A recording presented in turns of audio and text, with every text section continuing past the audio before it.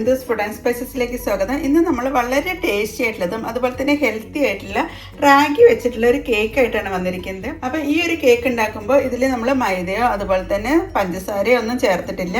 അപ്പോൾ വളരെ ഹെൽത്തി ആയിട്ട് കഴിക്കാൻ പറ്റിയിട്ടുള്ള ഈ ഒരു റാഗി കേക്ക് നിങ്ങൾ ഇതുവരെ ട്രൈ ചെയ്തിട്ടില്ലെങ്കിൽ ഇതൊന്ന് ട്രൈ ചെയ്ത ശേഷം ഫീഡ്ബാക്ക് തരാൻ മറക്കരുത്.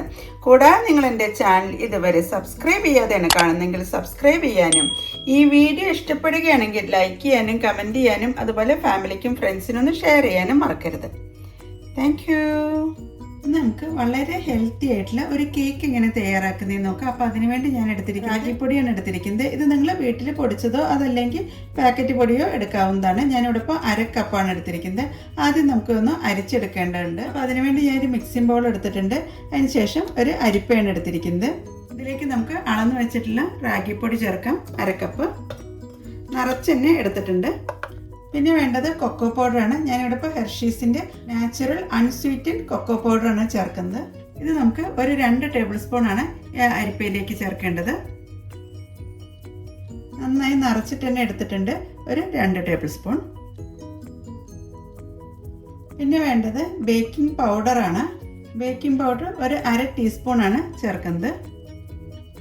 പിന്നെ ചേർക്കുന്നത് ബേക്കിംഗ് സോഡയാണ്. ഇതൊരു 1/4 ടീസ്പൂൺ ചേർക്കാം.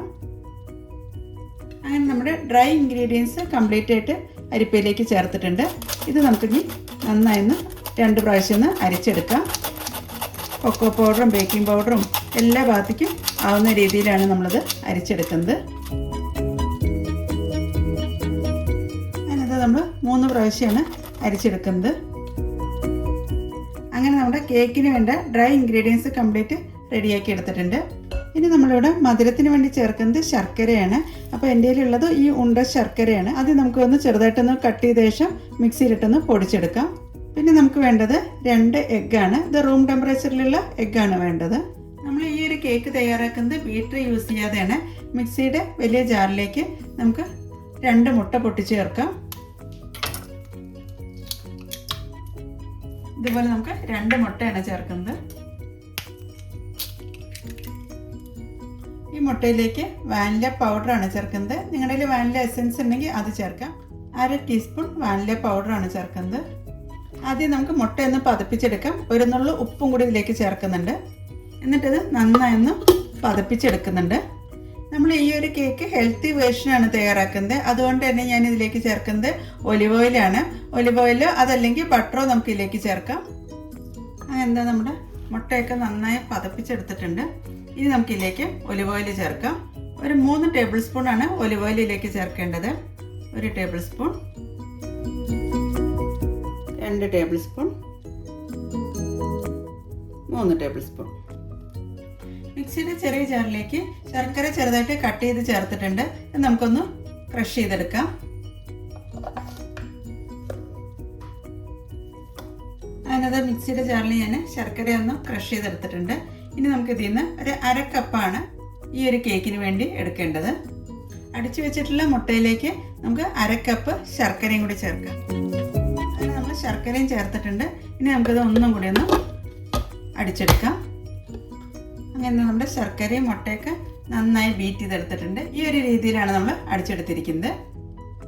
അടിച്ചെടുത്തിട്ടുള്ള മുട്ടക്കൂട്ട് നമുക്ക് ഡ്രൈ ഇൻഗ്രീഡിയൻസിലേക്ക് ചേർക്കാം.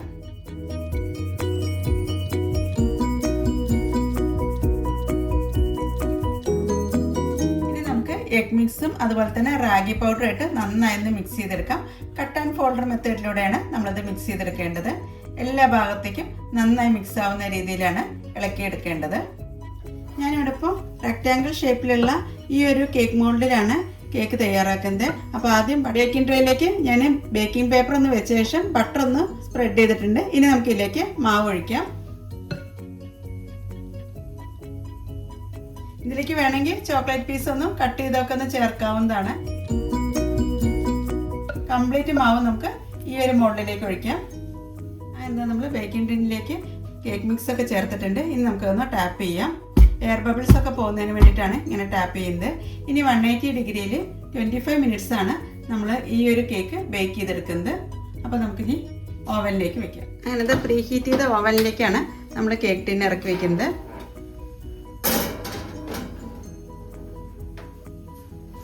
ഇനി ഒരു 25 മിനിറ്റ്സ് കഴിഞ്ഞ ശേഷം നമുക്ക് ഓപ്പൺ ചെയ്ത് നോക്കാം.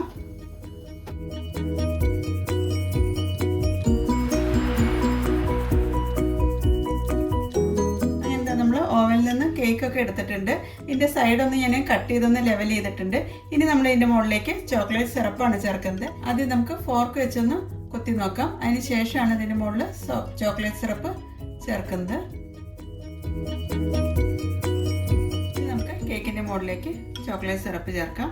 ഞാനിവിടെ ഇപ്പോൾ 1/2 കപ്പ് ചൂടുവെള്ളത്തിലാണ് ഈ ഒരു ചോക്ലേറ്റ് സിറപ്പ് ചേർത്തിരിക്കുന്നത്.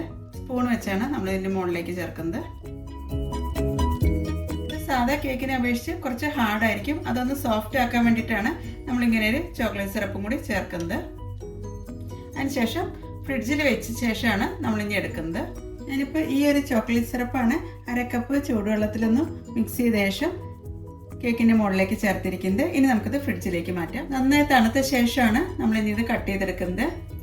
ശർക്കര ചേർത്തുകൊണ്ട് തന്നെ പിറ്റേ ദിവസമൊക്കെ കഴിക്കുമ്പോഴേക്കാണ് കുറച്ചും കൂടി ഒരു ടേസ്റ്റൊക്കെ കൂടുതലായിട്ട് കിട്ടുക.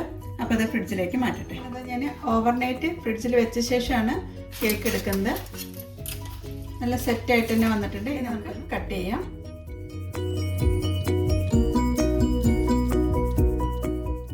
നല്ല ജ്യൂസി ആയിട്ട് തന്നെ കിട്ടിയിട്ടുണ്ട്. ഗ്ലൂട്ടൻ ഫ്രീ ആയിട്ടുള്ള ഒരു സൂപ്പർ ഫുഡാണ് റാഗി. അതുപോലെ തന്നെ അയണും കാൽസ്യം ഒക്കെ ധാരാളം അടങ്ങിയിട്ടുള്ളതാണ്. ബോൺ ഹെൽത്തിനെയും അതുപോലെ തന്നെ ഡൈജസ്റ്റീവ് സിസ്റ്റത്തിനൊക്കെ ഹെൽപ്പ് ചെയ്യുന്നതാണ് ഈ റാഗി. അങ്ങനത്തെ റാഗി വെച്ചിട്ട് വളരെ എളുപ്പത്തിൽ തയ്യാറാക്കാൻ പറ്റുന്ന ഒരു കേക്കാണ് നമ്മളിന്ന് തയ്യാറാക്കിയിരിക്കുന്നത്. അപ്പോൾ കുട്ടികൾക്കും അതുപോലെ തന്നെ വലിയവർക്കും ഒരുപോലെ ഇഷ്ടപ്പെടുന്ന ഈ ഒരു റാഗി കേക്ക് നിങ്ങൾ ഇതുവരെ ട്രൈ ചെയ്തിട്ടില്ലെങ്കിൽ ഇതൊന്ന് ട്രൈ ചെയ്ത ശേഷം ഫീഡ്ബാക്ക് തരാൻ മറക്കരുത്. Thank you.